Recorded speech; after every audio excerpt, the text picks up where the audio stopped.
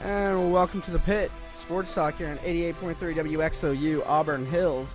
I'm Damien Dennis, as always your host of this lovely sports show here. I am joined once again, first time in about a month, with Topher Nowak. How are you, sir? I'm all good. How are you, buddy? It's good to be back. All right. And we've actually got a returning guest from last week on the phone line with us from Indianapolis right now. Mr. Timothy Pontzer. How are you, sir? Doing great, man. All right. It's nice to have you guys in here today. So we got Topher back, first time in a while. Got Tim back, a returning guest from last week. You're down in Indianapolis right now getting a feel for the Super Bowl atmosphere. How is it down there? Oh, it's great. There's a lot of people, it's week out, a lot of Colts fans, and a lot of IUPUI Jaguar fans on here. Ooh. Have to give them a friendly oh yeah, oh you. But I can dig that. I'm wearing my Mike Wallace jersey, getting a lot of high fives from fellow Steelers fans. It's a lot of fun. You got to be loving that down there. So, Yeah. So I've heard something today, Topher. You actually sent me a text about this. Peyton. Yeah. Peyton Manning. And I texted you afterwards, Tim, about this. What's going on down there? Oh, all over the place, man. And all the papers and the TV and all the people are talking about Peyton or Luck. They're saying, should we keep Peyton? Should we give him the $25 million? Or should we cut him and go with Luck? And Peyton and the owner is having a war of words in the media, and it's the big $25 million question right now. Everybody has an opinion on it. Yeah, I couldn't even answer that question if I was in that position. Peyton, he's had that neck injury. He's actually had that a couple times now, but this has been the most serious. He's been out for, He's had, 2 surgeries? Yeah, how many surgeries has it been, Tim? Do you know? I'm not sure. Well, either way, he's actually had a problem with his neck before. We know that. Yeah. And he's still got a couple more years. I'd say five at most, as long as he stays healthy. But, as a growing franchise, you want to stay young, you want to keep growing, and they're going to need to bring in Andrew Luck. They're going to do that no matter what. Yeah. Or I guess maybe not Andrew Luck, but they need to bring in somebody. And it's going to be Luck. What's your opinion on that, Tim? What would you do if you were in the Colts position? Well, I kind of, before this whole war of words in the media, a lot of people thought that they would bring in Luck, and then similar to what Aaron Rodgers did under Brett Favre, that you would have Luck study under Manning for a couple years. And if I could do that, that's exactly what I would do, especially with after the lockout when they put the new pay scale in for rookies. So, when you have a guy like Sam Bradford or Matt Stafford that's guaranteed $60, $70 million, Andrew Luck wouldn't command that. Cam Newton was in the $25 million range there. So what you could do is you could afford to have them both. It would be a hefty part of your salary cap, but you couldn't do this a couple years ago. However, I don't think they could do that. I think what's going to happen is Peyton is going to probably end up retiring because he feels that it'd be weird to see him playing in another year. He's been here for so long, and you represent that horseshoe, and that's what he says. So I don't think it's going to work out well for Peyton Manning, unfortunately. And I do think that he could have a couple, 2-3 more years in him. But a lot of people think that neck injury is more serious than they're leading on to. So it has to unfortunately, be. I think it's the end for Peyton Manning. I can agree with that. If I was Peyton, I like what you said there. Have him retire actually as a Colt quarterback because, granted, he didn't get. It would suck a little bit because he didn't get to play this last year, but I couldn't imagine him going to another place. Let's say, and I'm just going to throw out a wild example. Let's say he were to go to somewhere like Miami, which not going to happen. But let's say if he were to go somewhere like Miami to play, that just wouldn't seem right. And I don't even think he'd play that well there because look at what happened when Favre came back and kept bouncing around between teams and stuff. He didn't do that great. Favre was successful and he took the Vikings to the NFC Championship, but yeah, and the prime example that people keep using up here is Joe Montana. Joe Montana was kicked out of San Francisco for Steve Young. Joe Montana went along with Marcus Allen, another he was kicked out from Oakland, and they both went to Kansas City, and they went all the way to the AFC Championship game. I think that Peyton, still, if he came back, he'd still be one of the top 3 quarterbacks in the league, But he knows that team inside and out, and he runs that Colts offense. I think he would struggle if he went somewhere else, and it would be weird to see him. And I think that unlike someone like Brett Favre, who just can't seem to let it go, I think that Peyton understands, that it's the end for him. And unfortunately, I think that's what's going to happen. I think it would be wise for him to just retire. Yeah. It's just one of those things. I mean, you've said it, Tim. You agree, Topher. I agree. He should retire pretty much with his team. He should, but what are you giving him? He's going to a defensive. If he were to go to another team, they don't know how he reacts. They don't know his calls at the line. They don't know any of that. So it's like he's going to a completely they'd have to build around him, yeah. And there's no point in building around him when he's only going to have 3 to 5 years left. So yeah, you can't build. Exactly. With Favre, it was just a gunslinger, and that's what he knew when he brought to the team. And Manning, that's his game. He sits there and picks apart the defense, mentally more than he's not one that's going to run all over you or avoid sacks. He picks apart the defense at the line, but I can't see it working out anywhere else for him. And what Peyton keeps saying here in Indianapolis, he had a interview with the local paper, the Indianapolis Star. He was saying that it's hard for him to come back to an organization like the Colts because he doesn't recognize it anymore. They got a new GM in there, got a new coach, and new coordinators. And he said his quote was, "It's hard for him to see a friend pack up his office and leave." So even if Peyton did come back, I don't know if he would recognize that team. Sure, he has some of the same players like Reggie Wayne and Dallas Clark and Pierre Garçon, but he'll be working with a new coach and new coordinator, a defensive coach. And some argue that Peyton was the coach regardless. That Tony Dungy and then Caldwell after him, they kind of let Manning run that offense, and I can almost agree with it. I mean, he was so smart, and he made people, he did have good receivers in Reggie Wayne and Marvin Harrison, but he really made that offense click. And I think that even if he went somewhere else, like a Miami or an Arizona, I think that it just wouldn't be the same. And it would be a shame to see him end his Hall of Fame career in a different uniform. I can agree entirely with that. It would be a shame, and it just wouldn't end on the right note. But even if he does retire, it's not going to end on the right note anyway. So, but let's transition for a moment into the Super Bowl. We're going to do a show next week, pretty much dedicated entirely to the Super Bowl. But let's talk about it briefly. Since you're down there, you said the atmosphere is pretty great. You got a lot of people, a lot of Colts fans, a lot of fans of both. Pretty much, they're technically both New England teams. I mean, you got the actual New England team and then New York. So, just describe what it's like down there right now. Well, it's great. There's a lot of people. I'm sure there'll be plenty more next weekend, but there's a lot of sponsors handing out stuff. But then there's just a lot of people that are football fans just enjoying it. Wearing all sorts of different team colors, and of course there's a lot of Colts fans, but you do see a lot of Giants and Patriots fans, and there hasn't. I'm sure as it gets up to game time, there'll be more and more trash talk. But right now, everybody's getting along and having a good time. But right now, a lot of people, it's kind of split down the middle who's going to win. And I was originally thinking that the Patriots were going to probably edge him out, but Gronkowski, one of Brady's favorite targets right now, he's in a walking boot. He's not practicing. And the news coming out is that he may not be able to play in the Super Bowl. That's one old. Oh, sorry to cut you off there, but I actually it's okay. just got a tweet. It actually says Gronkowski's absent for practice for a second day in a row. So yeah, they went off. They said that earlier this morning. Yeah. Yeah, and I think that's one of, especially in the red zone, that's one of Brady's favorite targets. Oh, I still think he could manage without it, but I think that would be a gaping hole in the midst of that offense.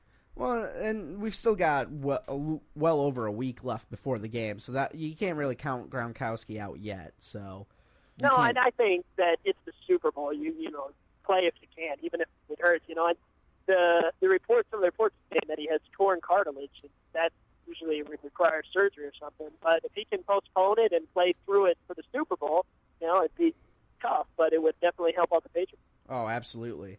Now, we called it last week on the show. I had you on as a guest last week for the first half of the show, and we were both right. We said that the New York Giants and the New England Patriots would actually make it to the Super Bowl, and we were both right. So congratulations to us for being right. Absolutely. But those were some pretty.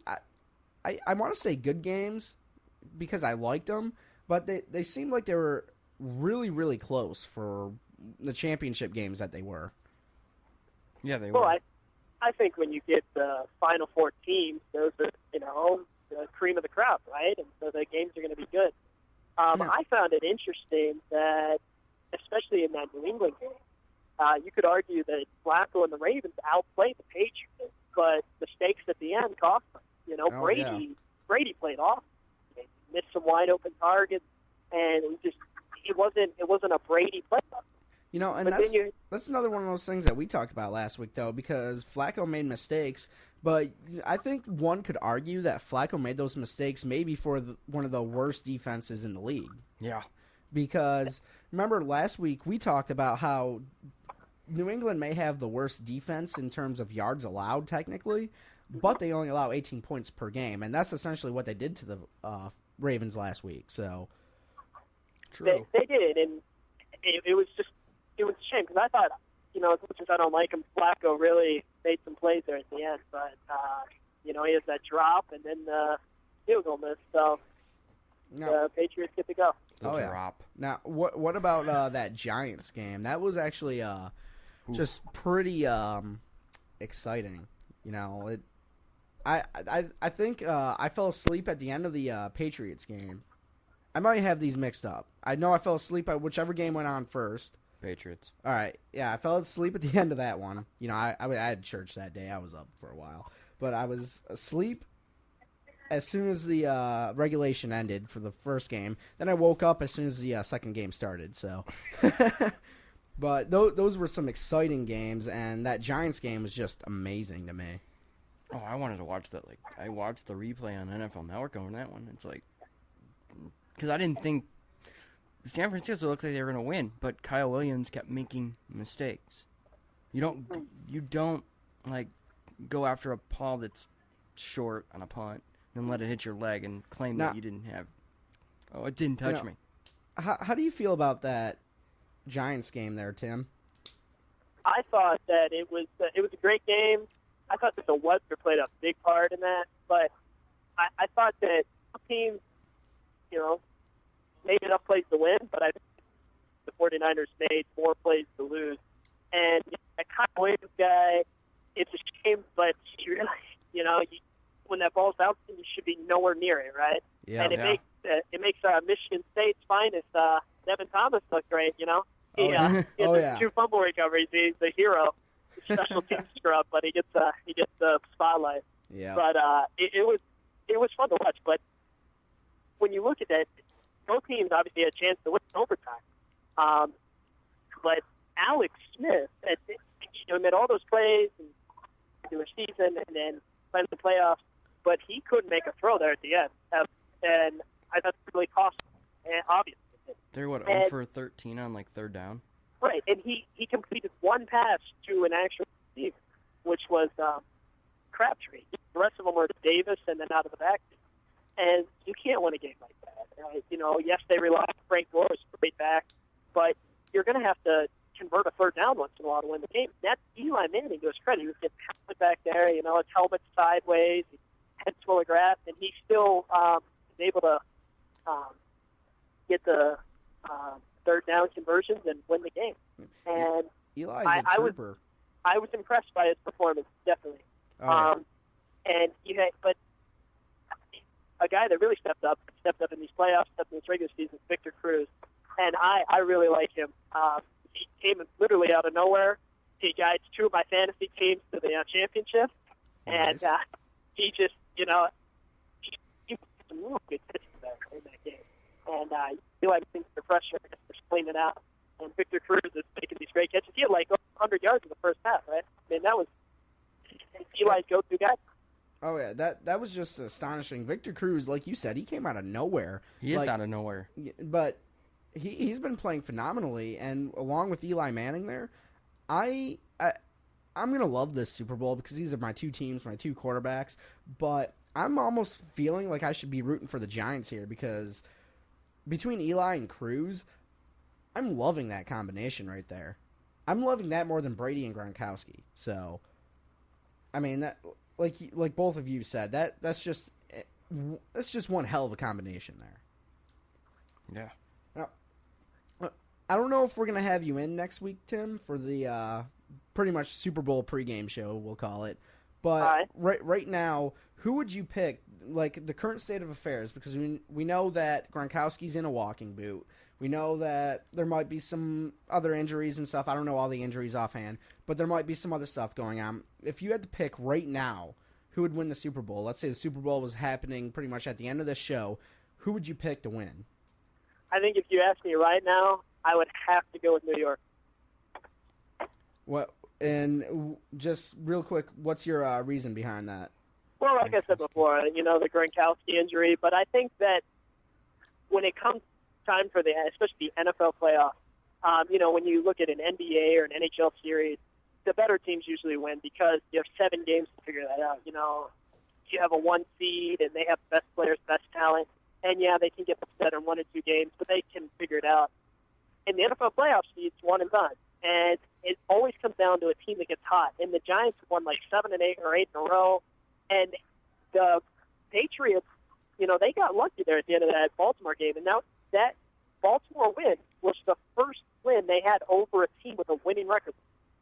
Now, I'm not saying the Patriots are a fluke, but I think that the Giants, you look at the last time they won the Super Bowl, they came in at the 6th seed, and especially in recent history, teams that when they come in like that, riding a hot streak, they may not be the best team, but they're the hottest team. And I think right now the hottest team in the NFL is the Giants. Playing behind Eli with a ton of confidence, and that defense making plays. I think they'll win the game. Absolutely. I can agree 100% with that. Topher, real quick, what do you think? I'm sure we all share the same sentiments right now. So it's Gronkowski in that walking boot. I can't see them actually playing well enough with anybody else. Tom Brady does have enough. He has Aaron options. Hernandez and Walker, but what else does he have other than Branch and those other two? Yeah. They don't have a running game. Well, so you'd choose New York, too, I'd have to go New York, but... I can agree with both of you guys there. I mean, everyone knows Patriots are my number 1, but Giants are my number 2. And right now, I think the Giants are hotter, and they've got just... Especially because of the Gronkowski thing, but also because of Victor Cruz. Between the injury with Gronkowski and Victor Cruz just being a star, I'd have to give it to the Giants today. If the Super Bowl is happening today, I'd give it to the Giants. Now, we're going to go to break here in a minute, but before you go, Tim, I just had something to bring up because we found out earlier this week, I think it was Monday, that Prince Fielder was signed to the Tigers. No, it was Tuesday. Okay. Tuesday. Well, here's why I'm bringing this up. We're going to talk about this more after the break, Topher, me and you, but I bring it up with Tim real quick because... Well, Tim, you know the story because we're in the meeting for the Oakland Post. Why don't you just tell us exactly what happened?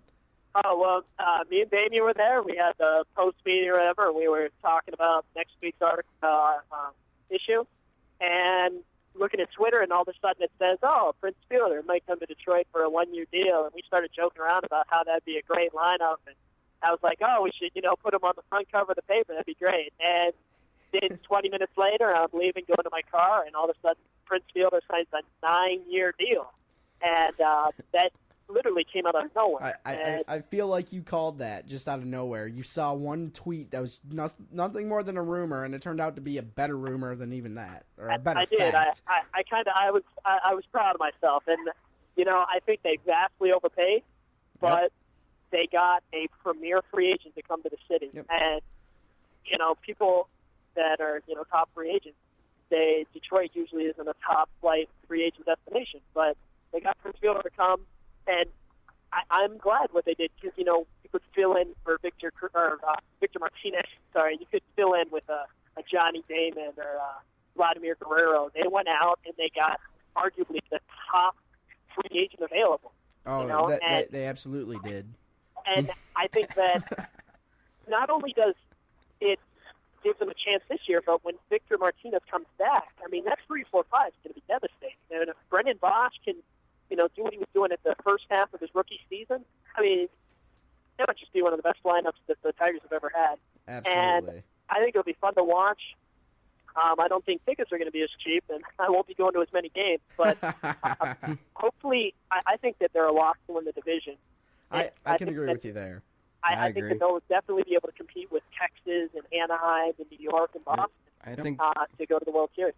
All right, we got to go to break. Tim, stay on the line for a minute. I want to talk to you while we're during break. But I want to thank you for coming on, Tim. Me and Topher are going to continue the second half of the show after the break. You're listening to The Pit here on 88.3 WXOU Auburn Hills. We'll be back in roughly, I'd say, about 4 or 5 minutes. From the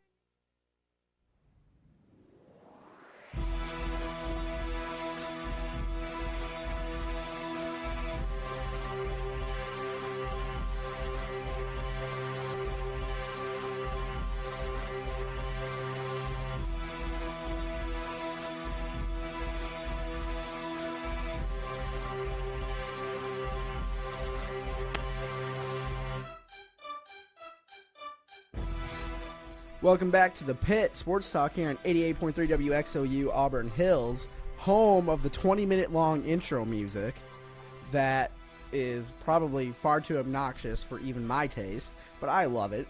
I'm joined in studio for the rest of the show by Topher Nowak.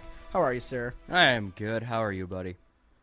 I am fantastic, especially after that first half. Nothing but football talk, and with Mr. Timothy Pontzer there, man. That was one hell of a segment. Probably the best we've ever had here on The Pit. I'll agree. I can dig that. I'm really happy about that. Now, I was hoping we'd get a call. I kind of figured we wouldn't be, which is fine. But I got this buddy. You know him, Topher. Yeah. Private First Class Patrick Smith. He's a member of the U.S. Army, stationed actually in Hawaii. He's been a friend of mine for a long time. I actually lived with him for a while. He's stayed with me here on campus at OU when I used to live on campus. And he's just one of my best friends. He's like you, Topher. He's like a brother to me. He's like Kevin Spees from a couple weeks ago. Actually, last week. You know, my listeners know, like you and Kevin. You know, he's one of these guys. He's one of you guys. He's a brother. Yeah. He's stationed with the U.S. Army out in Hawaii. And I called him today. It was kind of off notice. You know, short notice anyway. And I didn't expect him to. But I told him I'd give him a shout out here because Patrick is actually going to be basically doing security detail at the Pro Bowl in Hawaii this weekend. And that's something that's really awesome. You know, I mean, we just sat there and talked about, you know, Peyton Manning, the Super Bowl, New England, Giants. We just had a whole basically half an hour of nothing but football talk. And we ended a little bit with, you know, the Tigers news, which we're going to get back to here in literally about 5 seconds. But I just want to give a shout out to my friend out there because that's something that's really amazing. That's once in a lifetime. Yeah. You know, the Pro Bowl, I mean, the Pro Bowl is nothing more than a throwaway game just to highlight, you know, the stars of all these other teams that didn't make it to the Super Bowl. Some stars of other teams were some flubs that didn't get onto the team, but we'll accept it. Oh yeah.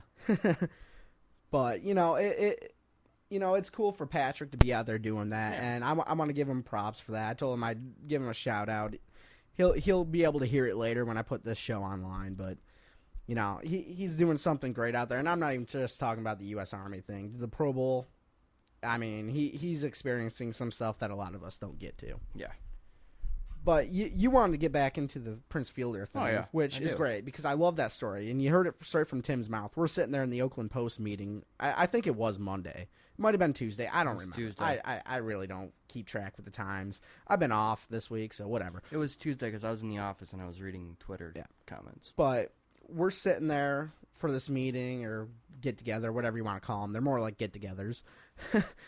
But we're sitting there, and he's going through, like you said, his Twitter page, and he sees just this random tweet about Prince Fielder signing a 1-year deal to come to the Tigers, which didn't make sense. And just that alone, the fact that that was a rumor, shocked me because Prince Fielder has at least been, like, targets for, like, you know, the Cubs and a couple other, I don't know. The who Dodgers. else. The Dodgers.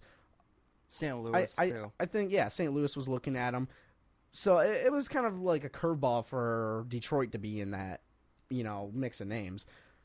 But then literally 20 minutes later, news breaks that Prince Fielder signed a 9-year contract that's reported to be $214 million.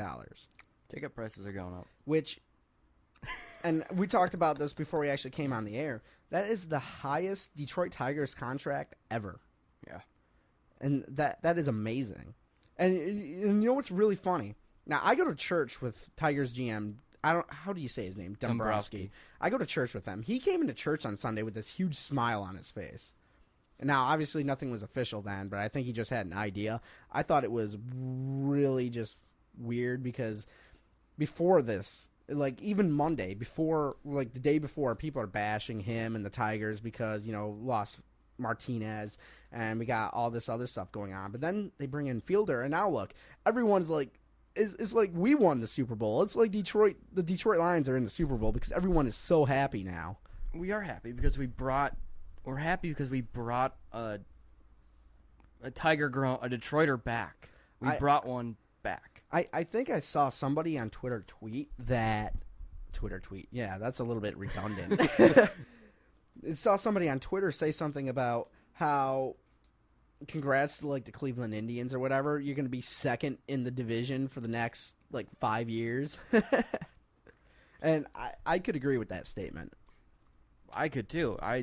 Honestly, that 3-4-5 lineup next year, not this coming year, but next year, a 3-4-5 lineup with Cabrera, Fielder, and then Martinez at the end. Well, I think I should put in my money for my season tickets now. Oh, absolutely. I've been excited because I've told you I want to go see the Boston Red Sox when they come to town. Now I want to see it even more. I mean, I'm literally dancing. We should start looking up on when those tickets are actually officially going on sale. Oh yeah, we need to do that, and we'll let everybody know here on the Pit. They can come with WXOU. Everybody can come. We're not paying for you, but you're all invited to join us at the bar later. Oh yeah, no, they can come to the game too. Can't leave them out. Not everyone might be old enough to go to the bar. True. Jeez, Topher. Maybe if we were in Boston, we'd get away with that. Or Chicago. Let's not talk about Chicago. So, you just want to touch on a few points with this Prince Fielder thing, though. The fact that he's basically from Detroit. He's a Detroiter. Yeah. He's been here since his dad was here. His dad came here in 1983 and 1982, somewhere in there, right before the World Series in '84.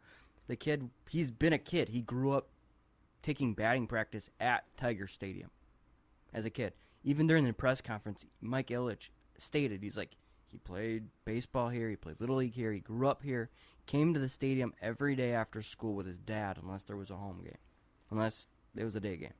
And then Mike Ilitch stated that you hit that ball on the roof when you were 14. He's like, no, I was 12. The fact that he corrected his boss and said, no, I was 12, shows you the class that we have. He's coming back. And that's the best part. It's we didn't lose anything. We will lose inch. Yeah. But the only people that care about that are the females. No. The Tiger fans don't care. Now, you said something about you don't like Cabrera moving to third base. He's too big. He can't lose enough weight to be at third. I feel like you're making fat jokes. Wow. Well, you might want to lay off the scotch a little bit. There's never a good reason to lay off the scotch. What's wrong with you?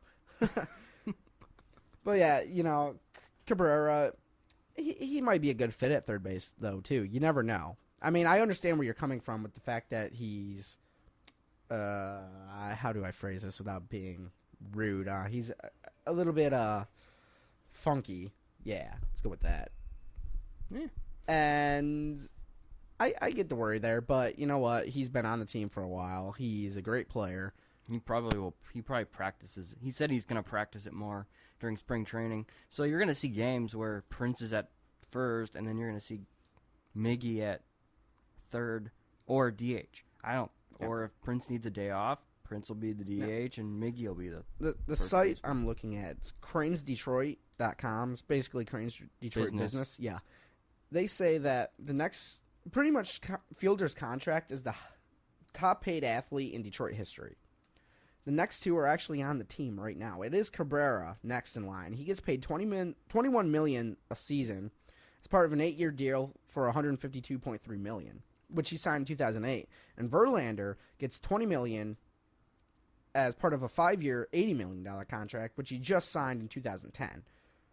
So, that's pretty Illich pretty wants good. to win. Illich is building a winning team, and I think he's even got the staff to do it. I'm just the whole group, the whole Detroit Tigers franchise is being built to win. now, not later. Yeah. Being built to think about it. That's how he is. Well, maybe for later too, because Fielder's only 27. He's still got another Miggy's 10 only, years. 29? Something like that, yeah. Because these guys still have, isn't Verlander 28? Yeah, they're all. They've got a good 10 years, if not more. Purcell's only 22. Yeah, they got 10 years left in their careers at the very least, unless something horribly goes wrong. Well, true. Now, according to the contract that Fielder signed, he gets bonuses for being named MVP. He gets $500,000 for winning it, or just $200,000 for second through fifth MVP runner-up, and $100,000 for being named 6th through 10th. And winning the MVP award more than once actually gets him $1 million each time. So this could be quite a fun contract for Fielder, especially because they're in the American League. They do have to go up against teams like Boston and the Yankees. But we beat the Yankees this year. We beat them back in 2006. So we like to beat the Yankees. And Boston just had the worst collapse in baseball history. Drinking beer and playing video games in the locker room. There's nothing wrong with that. I will take offense to that. Don't ever mock drinking beer. Or playing video games, at that matter. I will hit you. Not really. I love you, Topher. Well, think about it, though. He spent $214 million. Prince Fielder. How many hot and readies is that? I don't know, but I wish I had that many hot and readies. I'm hungry. You got to think about it. Like next year, what free agents are going to want to come here next year? Here's something that at the near the end of this article that's a little bit interesting. The only active players earning more in an average yearly salary than Prince Fielder are Alex Rodriguez of the Yankees, Ryan Howard and Cliff Lee of the Phillies, then Pujols obviously at the LA Angels. So that tells you. That's still a shocker that he went there, out of all places. Yeah, that one was out of left field too. That was pretty intense. Nobody was expecting that. But if you paid attention to the reports, the Tigers and the Angels, both in the Pujols and Fielder free agency, were never reported. That is true. The underdog won. Everybody else was reporting Fielder's going to go here. Pujols is going to Miami. Well, guess what? He ends up going to L.A., and Fielder becomes, hey, Dad, I'm wearing your number. Yeah, exactly. Now, I got a question for you, Topher, because we're both, I'm a Boston fan and a Detroit fan, but me and you both are also Chicago Cubs fans. And I know the Cubs were in the running for that. That was pretty much the Prince Fielder sweepstakes there at the end. Where do you think that's going to leave the Cubs? Because Theo Epstein went there, and I give it another year. So they're just going to take next year and build up, and I could agree with that. He's going to dump some bad contracts. I'd give it 2 years.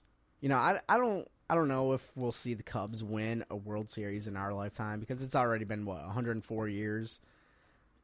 But it would be nice to see them at least back in the playoffs. Yeah. The postseason. That it'd be great to see the Cubs there again. Dang you, Bartman!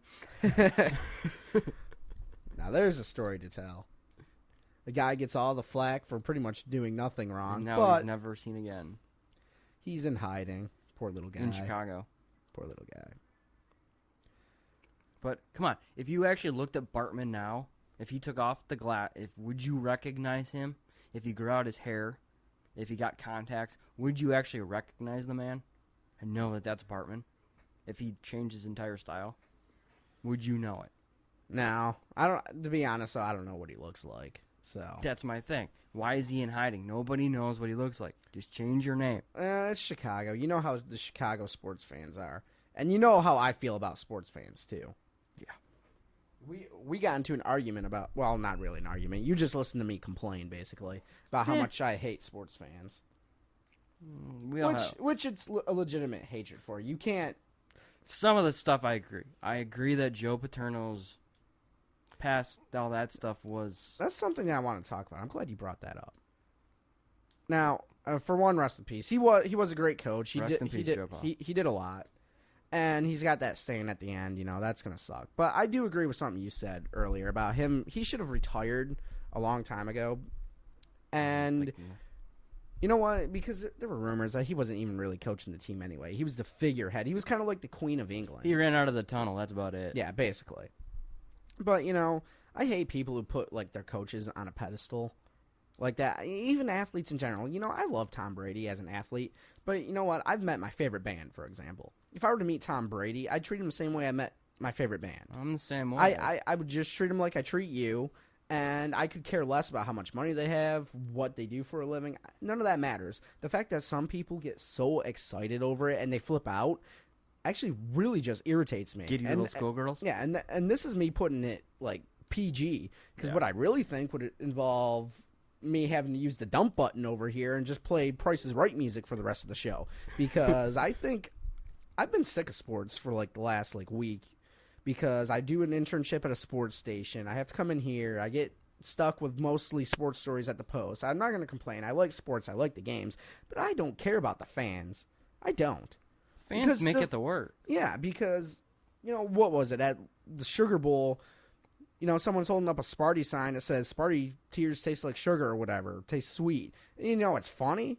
And I like that, but you're not even playing the Spartans. So why the hell does that matter? That's just a boneheaded move to rub dirt in somebody's sores. Which, I mean, it's a rivalry, and it's something that'd be something fun to do, like next year when they play. Yeah, for example. How sweet. Yeah, because like we went to the Sugar Bowl, basically rub it in their face then, but not after you played and you have nothing to do with them other than in basketball. I mean, I could understand if they're playing basketball and someone wants to hold that sign up. That'd be funny. I don't remember anybody holding up that sign at the Chrysler Arena. But then again, it's Chrysler Arena. I don't know who's there other than students wearing big yellow T-shirts. Now, I got some news here. This actually broke the other day while we were at this post meeting too. So, you know, Tim there, he got me informed a little bit on some stuff. But, you know, Keith Benson, he got drafted 48th overall in the NBA draft last year. He got waived by the Atlanta Hawks. Well, earlier this week, he actually was signed by the Sioux Falls Skyforce out of the NBA D-League. D-League, yeah. And he's actually supposed to be playing tonight, apparently. So that's pretty cool. And it's nice to see someone. He's from Farmington Hills. He's from our area. He played here. He's one of the best players to ever come out of Oakland. The only one to ever be drafted into the NBA. Even though he didn't get to play an NBA game, that's still something. That's still a title he has for now. He's still got a chance. Yeah, and it's just great to see him actually being able to play the sport he loves and actually making a living out of it. Even though he's got to start in the D-League, basically. You know what? It's the NBA D-League. That means he's still in the NBA, even, technically. Well, what do you do if you're not in the D-League? It's like, if you're not in the D-League, how are they going to find you? Unless you go play overseas. So he has an opportunity. They could say, oh, somebody got hurt. The Pistons could call him up. He's not... Because he only signed a contract with them, they do have their own affiliate, but somebody could say, hey, I want to put a bid in for him. Now, the Skyforce are the official minor league affiliate for the Miami Heat, Minnesota Timberwolves, and Orlando Magic.